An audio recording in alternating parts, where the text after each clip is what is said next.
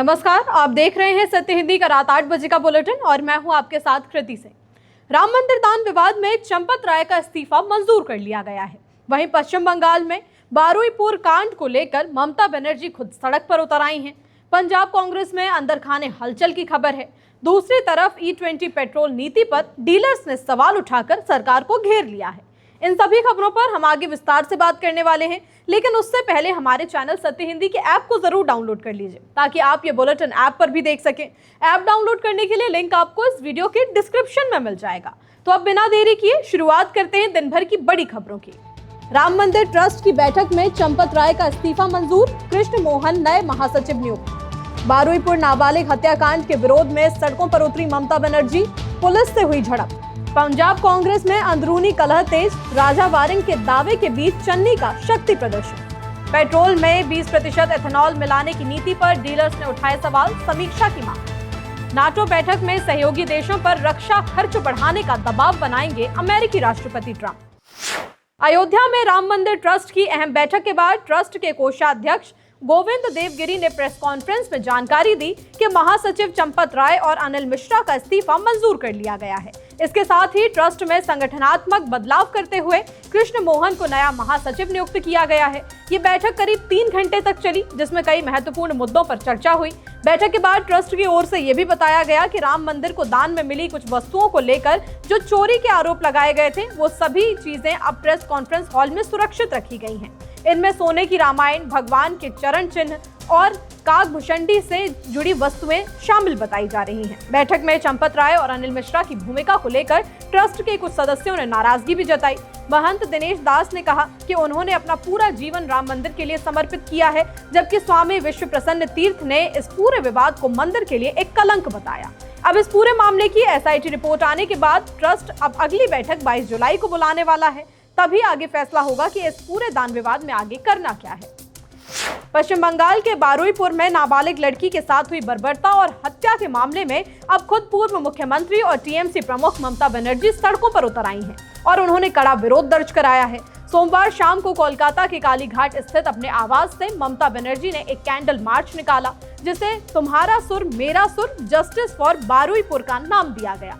जैसे ही वो अपने घर से बाहर निकली, वहां पहले से मौजूद पुलिस और केंद्रीय बलों ने भारी बैरिकेडिंग लगाकर उन्हें रोकने की कोशिश की। इस दौरान ममता बनर्जी और उनके समर्थकों ने बैरिकेडिंग को पार करते हुए आगे बढ़ने की कोशिश की। इसके बाद ममता बनर्जी ने खुद आगे बढ़कर मार्च का नेतृत्व किया और सड़क पर उतरकर विरोध प्रदर्शन किया। इससे पहले TMC ने अपने आधिकारिक सोशल मीडिया हैंडल से बीजेपी नेता शुभेंदु अधिकारी पर तीखा हमला बोला और उन्हें पाखंडी बताया। पार्टी ने आरोप लगाया कि पीड़ित परिवार को मुख्यमंत्री से मिलने के लिए कई बार इधर उधर भटकाया गया। पंजाब कांग्रेस में अंदरूनी खींचतान एक बार फिर से सामने आ चुकी है। एक तरफ प्रदेश अध्यक्ष अमरिंदर सिंह राजा वारिंग पार्टी में एकजुटता का दावा कर रहे हैं, वहीं दूसरी तरफ पूर्व मुख्यमंत्री चरणजीत सिंह चन्नी की एक तस्वीर ने सियासी हलचल बढ़ा दी है। वारिंग ने कहा कि कांग्रेस में कोई गुटबाजी नहीं है और हाल की बैठकें पार्टी को मजबूत करने के लिए थी। उन्होंने ये भी कहा कि वरिष्ठ नेताओं का मिलना सामान्य बात है और सभी नेता जल्द ही एक मंच पर दिखेंगे। लेकिन चन्नी द्वारा साझा की गई तस्वीर, जिसमें सुखजिंदर सिंह रंधावा, परगट सिंह और अन्य नेता शामिल हैं, उनको शक्ति प्रदर्शन के तौर पर देखा जा रहा है। इसे पार्टी हाईकमान के लिए एक संदेश माना जा रहा है कि उनके साथ भी बड़ा समर्थन है। सूत्रों के मुताबिक कुछ असंतुष्ट नेता पार्टी प्रभारी भूपेश बघेल से मिलने के इच्छुक नहीं है और संगठन में बदलाव की मांग भी हो सकती है।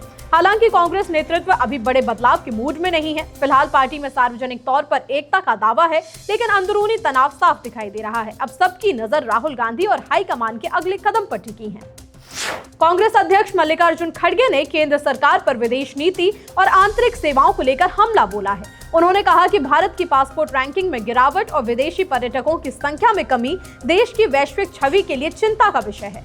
खड़गे ने सोशल मीडिया पर दावा किया कि कुछ वैश्विक रिपोर्टों में भारत की रैंकिंग 74वें से गिरकर 80वें स्थान पर पहुंच गई है, जबकि एक अन्य इंडेक्स में भारत 125वें स्थान पर बताया गया है। उन्होंने ये भी आरोप लगाया कि सरकार ने पासपोर्ट फीस बढ़ा दी है, जिससे आम लोगों पर आर्थिक बोझ पड़ चुका है। उन्होंने उनके अनुसार सामान्य पासपोर्ट शुल्क अब लगभग 1500 रुपए से बढ़कर 2500 रुपए और तत्काल सेवा का शुल्क 5000 रुपए तक हो गया है। खड़गे ने कहा कि सेवाएं बेहतर करने के बजाय उन्हें महंगा और जटिल बनाया जा रहा है। साथ ही उन्होंने सवाल उठाया कि क्या सरकार आंकड़ों को मिलाकर वास्तविक स्थिति छिपाने की कोशिश कर रही है।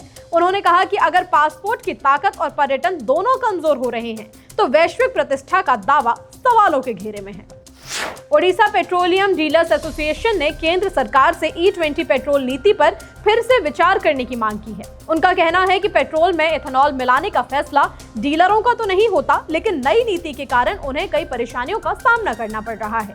एसोसिएशन के अध्यक्ष शशांक शेखर साहू के अनुसार कई देशों में अभी भी पेट्रोल में सिर्फ 10% तक एथेनॉल मिलाया जाता है, जबकि भारत में इसे 20% कर दिया गया है। इससे वाहनों की अनुकूलता पर सवाल उठ रहे हैं। उनका कहना है कि कई वाहन, खासकर के पुराने और कुछ BS6 मॉडल E20 के लिए पूरी तरह डिजाइन नहीं है, जिससे तकनीकी समस्याएं जैसे कि कार्बोरेटर जाम होना सामने आ रही हैं। इनका असर आम लोगों और डीलरों दोनों पर पड़ रहा है। डीलर केवल सरकारी नीति के मुताबिक ईंधन बेचते हैं, लेकिन ग्राहक गुस्सा तो उन्हीं पर निकालते हैं। इसलिए नीति पर वैज्ञानिक समीक्षा की मांग की गई है। बुलेटिन में अभी आगे और भी खबरें हैं। कर्नाटक में वोटर लिस्ट रिवीजन पर एनडीए का आरोप। नाटो शिखर सम्मेलन में ट्रंप दिखाएंगे ताकत। मेलोनी पर ट्रंप का मीम, फिर से बढ़ा सियासी विवाद। श्रीलंका जेल हिंसा में 25 की मौत, सैकड़ों लोग घायल।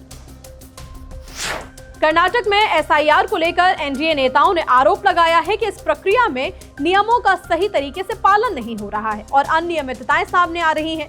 केंद्रीय मंत्री HD कुमारस्वामी के नेतृत्व में प्रहलाद जोशी, R अशोक चलवादी, नारायण स्वामी और CB सुरेश बाबू ने राज्य के मुख्य निर्वाचन अधिकारी को पत्र लिखकर जांच की मांग की है। उन्होंने कहा है कि सभी फॉर्म्स की दोबारा घर घर जाकर जांच की जाए। नेताओं का आरोप है कि कई जगह बूथ लेवल ऑफिसर तय नियमों के मुताबिक हर घर जाकर सत्यापन नहीं कर रहे हैं। इसके बजाय कुछ जगहों पर सामुदायिक भवनों जैसे कि मस्जिदों या फिर अपने घरों में ही फॉर्म भरे जा रहे हैं।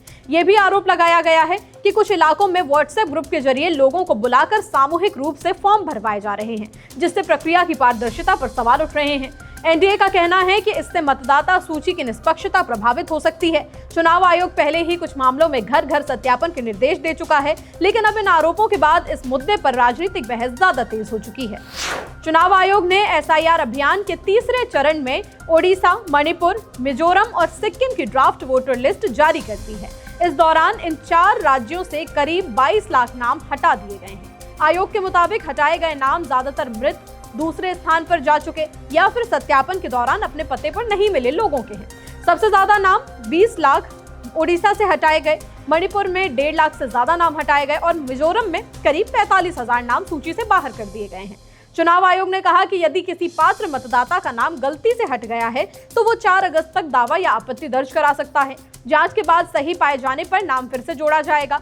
अंतिम मतदाता सूची 6 सितंबर को जारी कर दी जाएगी। नाटो शिखर सम्मेलन से पहले अमेरिकी राष्ट्रपति डोनाल्ड ट्रंप एक बार फिर से पूरी तैयारी के साथ मैदान में उतर रहे हैं। इस बार उनका सबसे बड़ा एजेंडा है नाटो के सभी सदस्य देशों से रक्षा पर ज्यादा खर्च करवाना।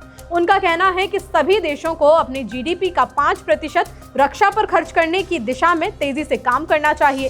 ट्रंप का मानना है कि अब अमेरिका अकेले सुरक्षा का ज्यादा बोझ नहीं उठा सकता। नाटो में अमेरिका के राजदूत मैट विटेकर ने यह भी कहा कि सभी सहयोगी देशों को इस लक्ष्य पर जल्द कार्रवाई करनी चाहिए।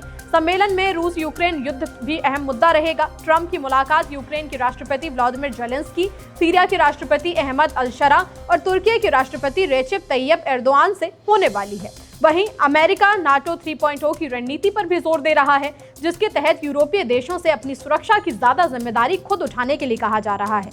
अब सभी की नजर सम्मेलन के नतीजों पर टिकी हुई है। अमेरिका के राष्ट्रपति डोनाल्ड ट्रंप ने इटली की प्रधानमंत्री जॉर्जिया मेलोनी को लेकर एक और विवादित मीम शेयर कर दिया। ट्रंप ने अपने social media platform truth social पर एक एडिट की हुई तस्वीर शेयर की। इस तस्वीर में ऐसा दिखाने की कोशिश की गई है जैसे कि मेलोनी ट्रंप की ओर मुस्कुराते हुए देख रही हैं। ट्रंप के साथ तस्वीर में ऐसा देखा गया। ट्रंप ने तंज कसते हुए लिखा कि अब तो मेरे लिए रेस्ट्रेनिंग ऑर्डर की जरूरत पड़ गई है। दरअसल रेस्ट्रेनिंग ऑर्डर तब लिया जाता है जब किसी व्यक्ति से उत्पीड़न, धमकी या सुरक्षा का खतरा हो और उसे कानूनी रूप से दूर रहने का आदेश देना हो। दोनों नेताओं के बीच ये विवाद पिछले हफ्ते तब शुरू हुआ था जब ट्रंप ने दावा किया था कि G7 सम्मेलन के दौरान जॉर्जिया मेलोनी बार-बार उनके साथ तस्वीर खिंचवाने की कोशिश कर रही थी।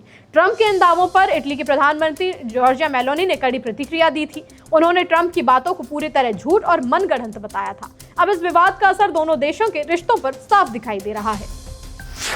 श्रीलंका के नेगोम्बो जेल में आज सोमवार सुबह से भड़की हिंसा में अब तक 25 लोगों की मौत हो चुकी है और 100 से ज्यादा लोग घायल बताए जा रहे हैं। मृतकों में 3 पुलिसकर्मी भी शामिल हैं, जिससे स्थिति और ज्यादा गंभीर हो गई।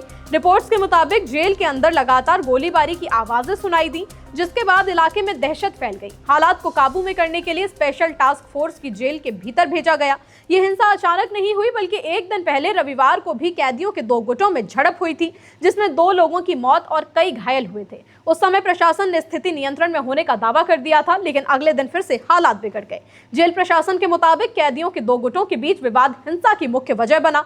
जब अधिकारी बीच बचाव करने के लिए पहुंचे तो उन पर हमला कर दिया गया। स्थिति को संभालने के दौरान कैदियों ने जेल के मुख्य गेट को तोड़ने की कोशिश भी की। फिलहाल सुरक्षा बलों की तैनाती बढ़ा दी गई है और पूरे मामले की जांच जारी है।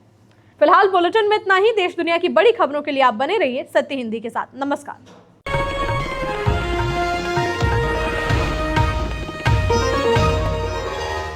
Copyright disclaimer under Section 107 of the Copyright Act 1976. Allowance is made for fair use for purposes such as criticism, comment, news reporting, scholarship, and research. Fair use is a use permitted by copyright statute that might otherwise be infringing.